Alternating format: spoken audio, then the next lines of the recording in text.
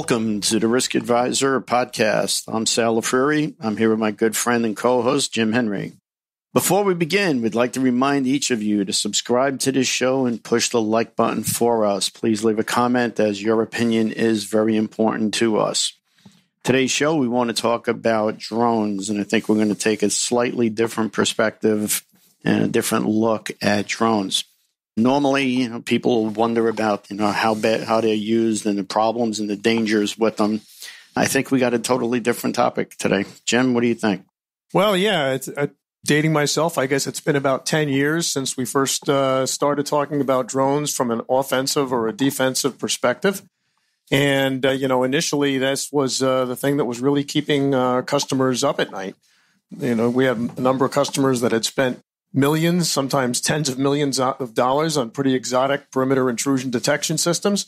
And all of a sudden, the fence or whatever detection equipment was on it was not going to protect them from an intrusion. And you had this no man's land from, I don't care whether it's a 6-foot, 10-foot, 12-foot, 15-foot fence, from there on up to when the FAA takes jurisdiction, that was uncharted territory. And I guess around 5 years ago, we saw a big wave of interest in drone detection systems. But that was curtailed by the fact that there's still not been real clarity as to what owners of facilities can do to intercept or diffuse or defend themselves against the intrusion, from drones. So that's been a real challenge. It doesn't minimize the fact that that's what keeps a lot of CEOs and security professionals, up at night. But, like I say, in drones, you've got both defensive and offensive uses. So today, we're going to talk a little bit more about the utilization of a drone as a tool, in the security systems. So with us today, we have Jake Schild and Greg Wobshanak from AES. Jake, a short background in his role as a business analyst. Jake is helping AES prepare for the future by deciding what emerging technologies to take on. He is also helping develop managed services programs for AES. Some of the technologies that Jake has brought to the AES team are health monitoring, cyber solutions, drone technology, to list a few. Jake also has spent a lot of his time working with the IT staff at AES, and before AES, Jake comes with a degree from the University of Delaware with a degree in finance. Greg currently leads the wireless solutions group at AES, one of Metro New York's largest privately held integrators. The wireless solutions include DAS, distributed antenna systems, ERRCs, ARCs, Wi-Fi, and drone technologies. Greg has spent 25 years telecom experience, specifically in wireless, including cellular distributed antenna systems and Wi-Fi. Recently, he has become heavily involved in AES drone solutions as a service. Before joining AES, Greg has led the sales and operation efforts of carriers and privately held companies. So with that, let's get into the problem. How have the ability to surveil areas, no matter what the geographical or weather conditions. In many cases, you can't do that on foot, right, guys? So you go to the air. Yeah, well, it's pretty simple. The drones themselves as a tool allow for where a man can't go. All right, in conditions you don't want to send them out in. All right, the biggest restrictions we have with our systems would be heavy winds. We're not flying in hurricanes. We're not flying in winds with shears greater than 35 knots. But the system that we're going to that we talk about and how we use the drones as a surveillance tool and a response tool. Think of a campus environment, large campus environment, whether it be large pharmaceutical companies or a college campus even. You have all this area of woods and fields and whatnot, and how do you truly cover it? And with the drones, they're up in the air. Okay, we can they're autonomous. We can pre-program routes into them.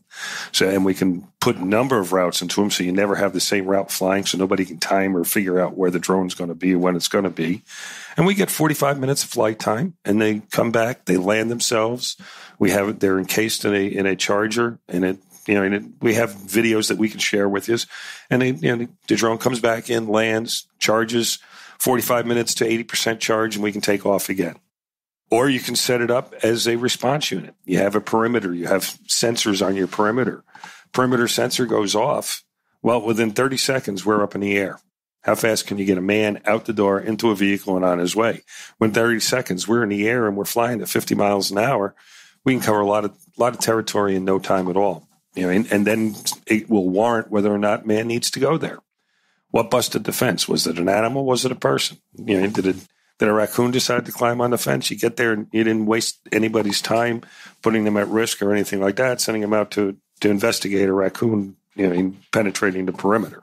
Well, the first use of drones that we saw, the early generation ones that didn't have anywhere near the stability of today's, were used by the real estate industry for basically packaging, real estate, for sale and what have you, and highlighting properties. The benefit there, like with photography, is you can pick a nice day to do the flyover and to do the recording.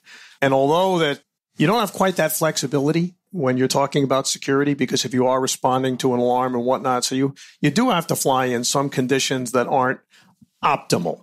And I gather the greater stabilization that we have in some of the later generation drone products, have enabled it to be a little bit more forgiving and responsive, accepting for, some really severe conditions like you mentioned. Well, absolutely. And again, they're a little larger than those, little tiny drones that the real estate industry is using. Our drone is, probably got a 3-foot wingspan on it compared to, 9 or 10 inches that you'd find on one of these other ones.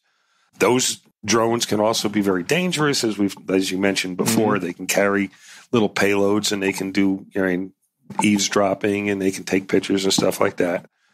Our system, not only you talk about adverse conditions, and Jake will cover more about the different types of lenses that are available. We properly equipped, night vision, heat sensing. There's nothing that can restrict its ability to find what it's looking for. Yeah, and like Greg was saying before, with kind of how it's weatherproof, I kind of did that on purpose. Like you were saying with security, you don't have the option where you can say, oh, it's raining, I don't want to go out there. So that was one of the big things we really liked about their unit. It can go in the rain or snow. And even actually, like obviously, if it's too strong of wind, it can't handle it, but it could handle windy conditions. Like we have seen it, like actually where they do test flights is right near the bay. What is it, the East River? Yeah, it's the Brooklyn Navy Yard. Mm-hmm. So obviously you're getting stronger wind gusts over there. And we've seen, even though it's all autonomous, we've seen it still track and land pretty perfectly. So obviously still can't do crazy strong winds, but it is designed to work in like some really adverse conditions. So one of the things with robotics and now in automation is that we're seeing robots that are being used to patrol in malls and things like that. And the great advantage of that is that as long as it's got power and its juice and is running around, it's going to make its rounds and it's going to do what it's got to do, compared to an employee that may try and cut corners and move. So there's a difference in manpower, but savings in manpower. But has COVID given you any indication that it would, because obviously there's a reduction in manpower. People don't have the same levels of staff that they have. Security's not bringing in the same levels of manpower that they need because they just don't have the occupancies that they do. Are you seeing that this could potentially be, is COVID in essence becoming a replacement for personnel?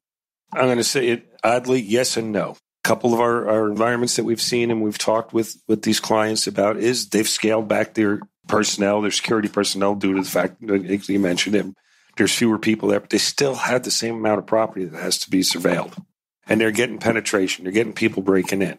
So, what's the solution? This is the solution. You have a vehicle that's autonomous. We pre-program the routes, like I was talking about before. And you send it out there and it takes care of it. On the flip side of that, we're talking about an investment. Okay, and a lot of companies right now are leery of they don't know what the future is going to be. What is going to be the ultimate result of what's going on with COVID? Are we still going to be here? We have large campus environments that are seeing 30% of their revenue, because the other 2/3 aren't paying full or their rent at all for the time being. So there's been an effect in both directions on that. So we've seen with the mass demonstrations, right? We've seen the use of some departments wanting to put drones up to be able to monitor. We've also seen a lot of pushback from the public and in some of the cities saying, no, you can't do that. It's an unfair advantage. Invasion of whatever, I don't know. I mean, surveillance is surveillance. We have one that flies on a tether. We can put it 250, 300 feet above the crowd, and it's an eye in the sky. It's a tool. Okay? Law enforcement actually can limit how many guys they're putting at risk on a large crowd situation like this by having the eye in the sky. We have the ability to lock on to an individual. Okay, so we've got a large crowd. We have one person in particular that's irritating or agitating. We can lock on to that individual, and it'll give the manpower time to get to this individual. We don't lose them. We stay right on them. Okay, maybe with just the lens, because the tether can only move a couple of feet in either direction, but the lens will lock right onto them, and we can track them right in there and hold on to them. Well, as we've seen with other technologies, whatever initial pushback is there, they start attacking the technology, but it's really all about the use. Exactly. Facial recognition, is not evil in its own right. It's how you're deploying it. And I think that, in the case of drones as a tool, a good argument can be made, as you did, for its effective use, its more economical use. Certainly, these are not built to be covert and silent. No, you'll hear it. They're very overt. They're very overt. And it's a complement to the manpower, and it enhances the effectiveness of manpower rather than just an either or, for replacing it. Yeah, we've done a couple of events. We've done the 4th of July event right over in Yonkers, and we had the tethered unit up there, and the city got to see it in use, and they fell in love with it. Because it was that added level. It's adding a level of security that wasn't there before. Because at ground level, you could only see at ground level. Okay, you go up 300 feet above the crowd, you can see a whole lot, and it's a lot less expensive than a helicopter. Oh, heck yeah! And I don't know, they're using some other technology. I can't remember the name, but all it really was pretty much a stair lift for the officers to get up there, and it's only like 10, 15 feet in the air, and how much can it's like our eyes lift. Actually see? Like our eyes can only see so much looking out into a crowd as compared to a drone that can zoom in on whatever you want it to and still have way better vision than we could ever imagine. So we have a control panel that somebody sits at, with the drones in the air, and they're watching, and it's a live feed, and they're sitting there and they're getting a live feed, and they can then control it to zoom in on an individual or a certain circumstance, and they have that ability. Okay. So have you had enough backdrop now to be able to conclude how much more prone an area in the inner city is going to be to prefer a tethered drone use as opposed to an untethered drone? Well, we've looked at it, and our studies have shown that in large crowds, tethered units are the best bet. Okay. Right. And then, and now with the newest model being able to drop its tether, that's the ultimate tool, because you don't need two, you can get away with one. But for actual perimeter surveillance, you can't be. You got to have something that can fly. Well, we want to get into the next segment here, which we're going to talk about logistics. But before we get into that, I'd like to remind the listeners that you are listening to the Risk Advisor podcast hosted by Jim Henry and me, Sal Lafreri. We're going to invite you to comment on our blog at theriskadvisor.com, to subscribe and follow us on our social media pages like Facebook, Instagram, and Twitter. If you're interested in having one or both of us speak at an upcoming event, either in person or virtually, please go to the webpage, theriskadvisor.com, to set that up. We were just talking about let's talk a little bit about we talked about the problem, let's talk about the logistics. So when you have a drone that's up and it's untethered, how far of an area can you cover with it? How far away from home can it go? I'd say they've tested it out from Brooklyn Navy Yard to Brooklyn Bridge, which is good chunk of miles, because it's mainly just memory that's built into the drone that ends up allowing it to come back anyway. And it's even all right if the connection kind of starts to get a little lost between that and the box, but it can cover large amounts of distances. Like their first clients for the manufacturer were Air Force bases, and they obviously cover huge amounts of land, and they've had no problem surveilling all that property. What about in urban environments, though? Does the buildings cut that down? Not really. It's more of the only problem with the urban area still is that the FAA rules and regulations are a lot stricter there. And obviously law enforcement, it's not going to be a big deal if they want to use the devices, but there's only so high in the air that you're allowed to go. And then the buildings are kind of an obstacle. So it is harder if you were in like downtown Manhattan or something to just kind of be zipping a drone through everything, but it still is possible. And they haven't said there's any real big restrictions on how far it can go. Yeah, no, the only thing we'll use New York City, for example, because that's where we do most of our work. We have to get a special permit for New York City. All right. And one of the other tools that things that we're looking at in usage is infrastructure inspection. Bridges, instead of putting guys underneath there and hanging them off the side of the bridge, fly the drones. They record everything. Building facades, same thing. You can go up and down that building.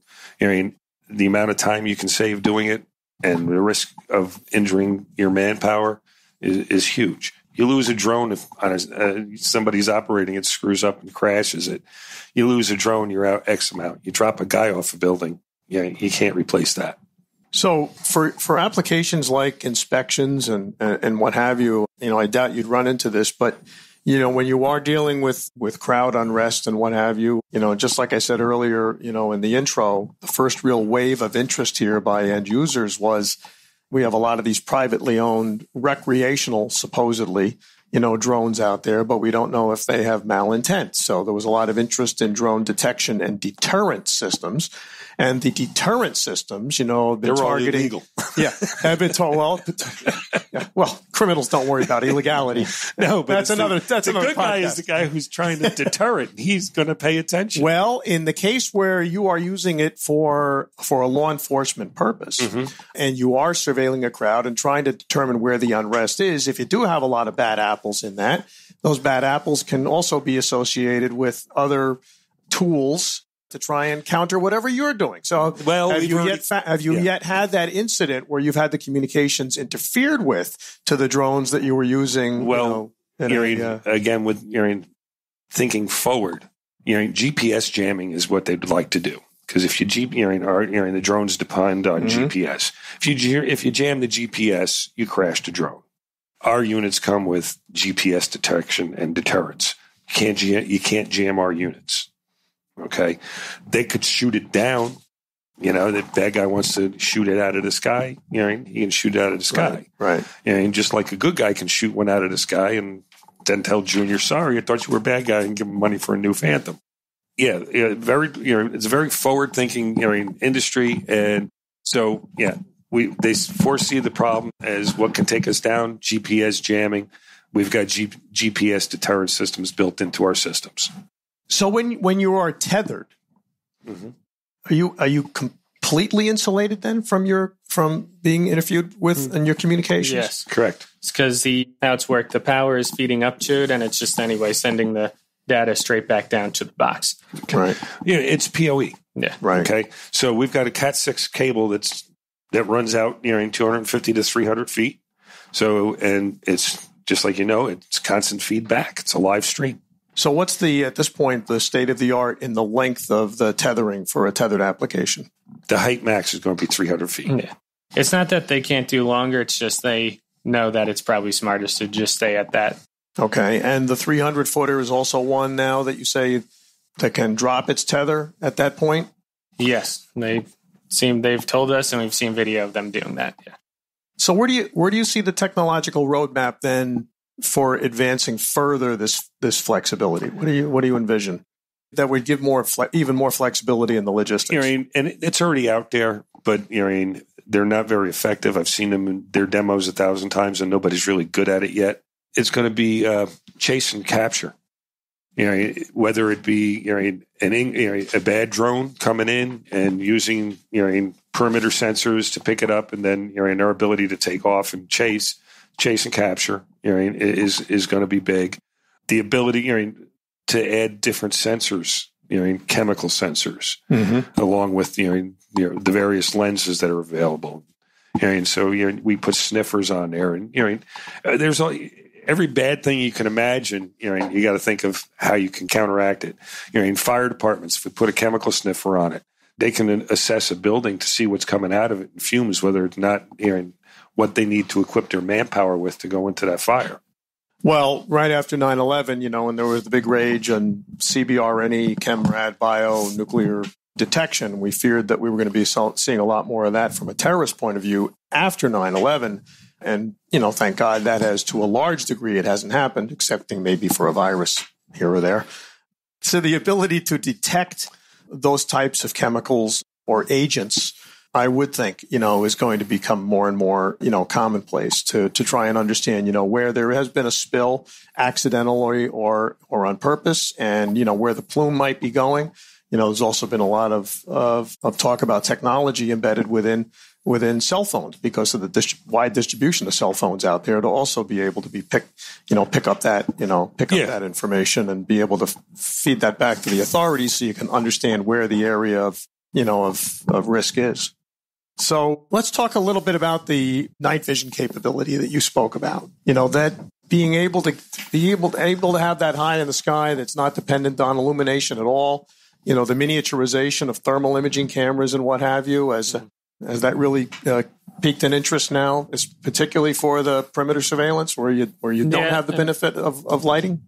Yeah, that was actually one of the original things they did when they were first making the drone even. They made sure that you can have an HD and thermal camera on each unit. Like, that's the standard unit. You could customize it and get all different varieties of cameras, but the standard one does come with the thermal and HD. And the great thing about the thermal when you're doing perimeter security, especially if you're in rural areas, the fact that if you have a secure site and you don't want anyone getting in, you can just be watching on that. And one second you start seeing the body temperature popping up and you start seeing the red, you do know something's out of place and you can investigate further. So the thermal cameras are becoming kind of even more popular for that. There wasn't a great interest out for just taking people's temperatures with it. They were testing that out, but it's not exactly very applicable. Well, you jumped into my next question. Yeah, we all saw Greenwich wanted to use a drone to take body temperatures. Right in the early days of COVID here, with this rage to think that you had the ability to look at a crowd and pick the COVID positive people out there. That simply, there's been more of an effort made to pull back that fake news, from reality than we'd like to think about.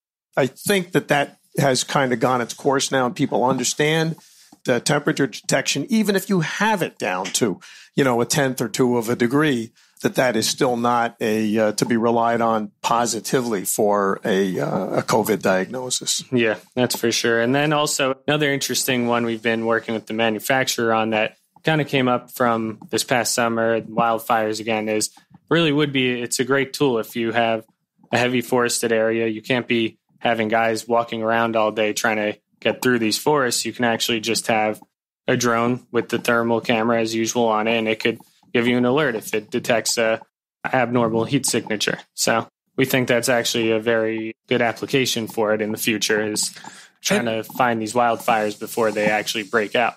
And as well as chasing suspects. Yeah.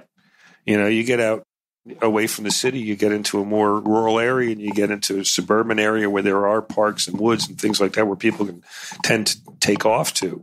You run at night and you go into the woods. Do I give up the chase? Well, now we got you. Your heat imaging, we can track you. We can tell the difference between a hot rock and a person. Okay. And with the ability of the cameras to zoom in, we're going to know if it's a deer or a person. It's not just picking up the body heat. All right, that takes us into the next section, right? We just want to remind everyone that you're listening to the Risk Advisor podcast hosted by Jim Henry and me, Sal Lafreri. We're going to invite you to comment on our blog, theriskadvisor.com, and to subscribe and follow us on our social media like Facebook, Instagram, and Twitter.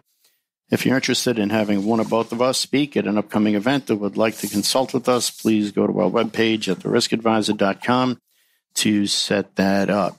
So that takes us into solutions. Tell us a little about that we haven't spoken about so far. Some about the GPS routers and some of the guided routes and some of the more solution bases that you have? Okay, well, all right. Let's just cover a little bit. Go straight with it.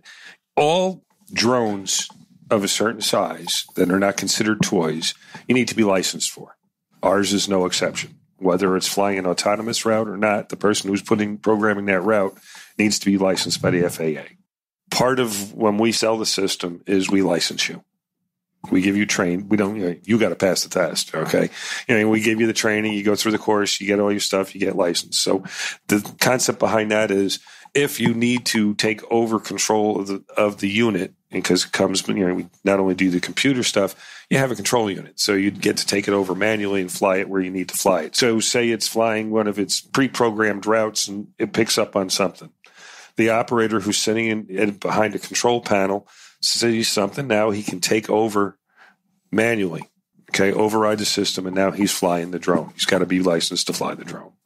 One of the things that we have so we can we can show people how it works is we have a mobile command center that we set up. Okay. And inside that command center, it's all computers and screens, and you can actually visualize, you can see real time how everything is monitored, whether it's, going with the drones, flying routes, put our tethered units up, show you how those feed. And then if you want to talk about anti-drone detection, we can cover that as well. What's the risk profile for end users that are either buying a system, and let's say they're all going through the proper protocol of getting licensed and what have you, and whether they are renting or leasing these services in-house, or whether they go through the process of having their guys trained and deploying the solutions, and if there is an accident, during the course of, flying the unit or a hardware failure or something like that, are there levels of insurance that they are not normally covered for, with their commercial policies that they should be looking at? We had to get a rider for ours, and they treat it as a vehicle, but it's specialized. So you are able to get insurance.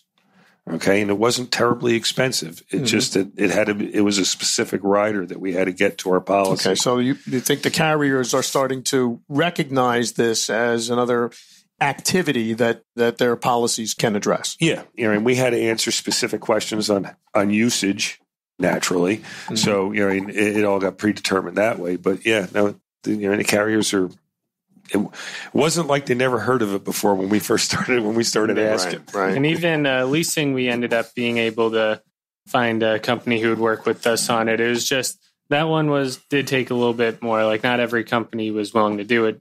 It's mainly just a new technology they don't understand at the beginning, but more companies are kind of opening up to it and willing to help you with financing on those products. Yeah, and again, what helped us on putting together a leasing deal is if somebody crashed it, they weren't walking away and throwing it. It wasn't money thrown out the window, because each drone comes with 2 units. All the brains are in one unit, and if that one needs to be repaired, you drop it into your backup unit and you send the other one out, which is, we can talk about coverages, and they can get their drone repaired or replaced as needed. Which vertical markets do you see so far are the ones that are most interested in really getting deep enough into it to set up their own command centers? Again, anything with a campus, and they understand that they can't see behind every tree and every bush, and those are where those are where the bad actors always seem to be hiding, is behind a tree or a bush. So campus environments are huge, whether it's corporate or school. All right, so those are the big ones. Law enforcement. We have a number of law enforcement. Now, COVID has put a crunch on a lot of budgets all over the place. As everybody knows, we've defunded everything. So allocating funds, but law enforcement has been very interested in it and having an eye in the sky, or that extra vehicle. Has there been an increase or a decrease on the campuses, given the fact that so much learning right now is distant learning? Kind of got put on hold, because again, nobody's knowing where everything. This is such a big question mark, unfortunately, and a lot of businesses and schools don't know where they're going to push the button next. Right. What kind of training goes into the operator? There's classroom training. There's 3 days of hands-on learning that we provide, and they learn how to operate the drone. They learn how to take it apart, put it back together again, and fly. Right. And then we set them up for the coursework with the FAA so they get their license. And we actually have in-house trained technicians on it too, so we will actually service it for them if there's any problems. And do you see some end users that are actually then setting up their own training program and training their turnover, or is that something more typical that they're going to come back to you for sustainment? What we've seen is they're picking a higher level of person to train, somebody that's not going anywhere. All right. Face it, in the security business, it's a high turnover guy. Right. So the guys that aren't leaving are the officers, if you want to call them that. Okay. And those are the ones that are going to be trained. Security guard services, looking at it as friend, foe, or a mixture of the two? Mixture. Mixture. It depends on who you talk to. Some say, well, now I'm not going to have as many guys to put on the force. And the other guys are like, well, no, we're going to add one, the operator. So, Well, I suspect that this will go the course of what we saw with body cams for law enforcement initially.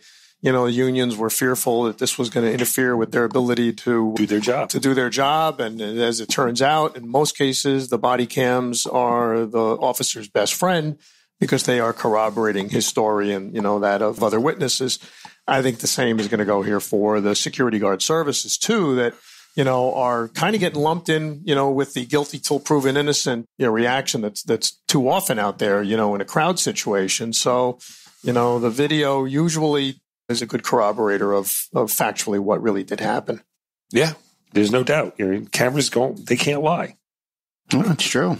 And you think about it, and think about some of the early days when I was doing the executive protection. Having something like this would clearly be an asset. Yeah, to be able to deploy it. We look at the tethered units. We talk to we've talked to a lot of corporate executives, CEOs, and stuff like that. So when they have their little private events, okay, putting an eye in the sky above their unit, above them, then it's like, do I hear it? Okay. Do you have something that's a little quieter? Nice. Hey, Sal, a question for you, really, from the law enforcement side of this. Do you see the feeds coming from this surveillance? Do you have to kind of manage that carefully to make sure that it's not interfering with the communications and the chain of command? Because, you want to give the visibility out there to the officers that are out there, in the theater. But on the other hand, is that more often going to come into their commanders and then they're going to be communicating out to their officers? Is it a two-edged sword providing that video out, as an overlay into the face shield of the helmets to the officers? Yeah, that's something they're going to have to try and figure out. They're going to have to grow into that technology. The way it currently works now is the NYPD actually has a unit that's doing drones. It's working with drones. We saw them effectively deployed on New Year's Eve. We got large crowds and monitoring groups, and it kind of gives them a good understanding of not only just the potential demonstrations, but things that you're looking for from the drone at that point is, what streets are really blocked off. If we need to get emergency personnel in, either in or out of a location, what's the best route to be able to take? Yeah, I'm just wondering if the feeds would actually become part of the virtual reality of the helmet communication systems, or is it just going to be another vector that they put in there to give guidance to the officers on what they should be doing? Again, that's something that they're going to have to grow into, because it's probably going to be way too much information that's going to be given in front of the officer. It's some of those technologies and some of the things that they're playing with, where they're putting the images up of bolos and things like that, that works. Not sure if that much data is going to be able to be effective for the guy on the ground. Plus the fact that I think the commanders would want to see that first and make their deployments based on it. If you put that in front of 500 cops at a detail, you don't want 500 commanders, right? You don't want them trying to make their own decisions. So it's something I think they'll ultimately wind up growing into. It could be information overload. Yeah. I mean, I guess it's similar to what the jet fighter pilots get, right? All of with the heads-up display and what they're getting in front of them. Well, I think that kind of wraps us up for this session. We thank you guys for being our guests today. You've been listening to the Risk Advisor podcast, hosted by myself, Jim Henry, and Sal Frary. We ask you subscribe to this show and Like us on our social media sites like Facebook, Instagram, and Twitter. We remind you and ask if you are interested in having one or both of us speak at an upcoming event or would like to consult with us. Please go to our webpage at theriskadvisor.com to set that up. Remember, you can hear the show on your favorite podcast platform, YouTube, and of course, stream it at theriskadvisor.com. Thanks again for listening, and we hope you tune in again next week.